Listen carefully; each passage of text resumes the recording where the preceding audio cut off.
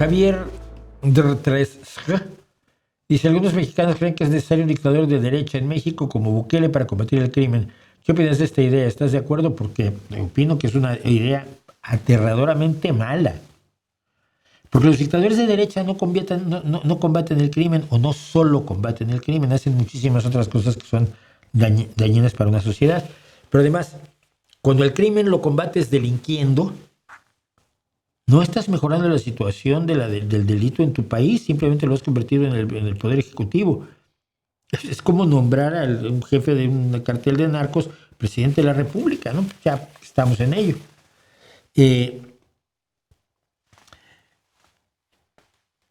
La principal razón por la que no estoy de acuerdo es porque, mira, ha habido muchos países que han sufrido situaciones de una criminalidad extrema en determinadas condiciones.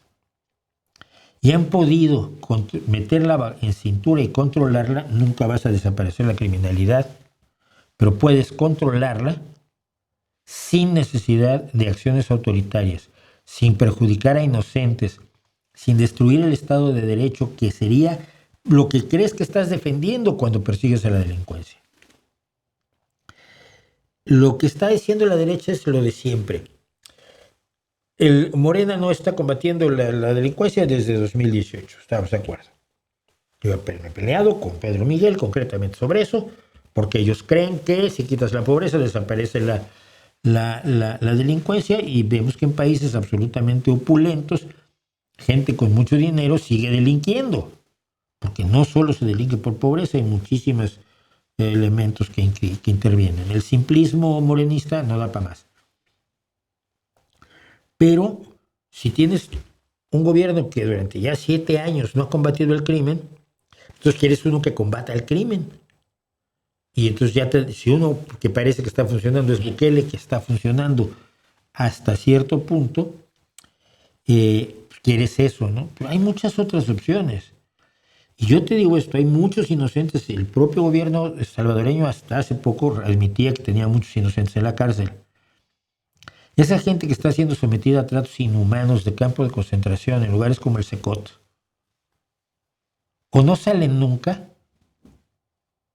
o el día que salgan no van a salir reformados y con ganas de ser parte de la sociedad y ser bien democráticos, y dedicarse a la jardinería y a pasear perros, ¿no? Esa gente va a salir a vengarse de la sociedad que le ha hecho lo que le ha hecho. Porque cuando a un delincuente lo tratas de la peor manera, le estás reafirmando su delincuencia. Los países que son blandos y que tratan de regenerar a sus prisioneros, y que en lugar de tenerlos en jaulas hacinadas como el Secot, los tienen casi en habitaciones de hotel, donde pueden estudiar y pueden ver la tele y pueden educarse, pues tienen una reincidencia mucho menor que los países como Salvador, ¿no? Como México. Una reincidencia muchísimo menor. Esos son hechos. Pero la gente no quiere oír eso. Ay, pero ¿por qué voy a tratar bien a ese si es un asesino? Para que ya no mate.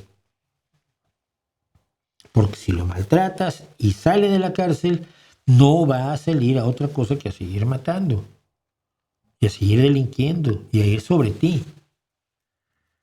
Nunca ha funcionado. Solo parece funcionar durante un breve tiempo, y en ese breve tiempo además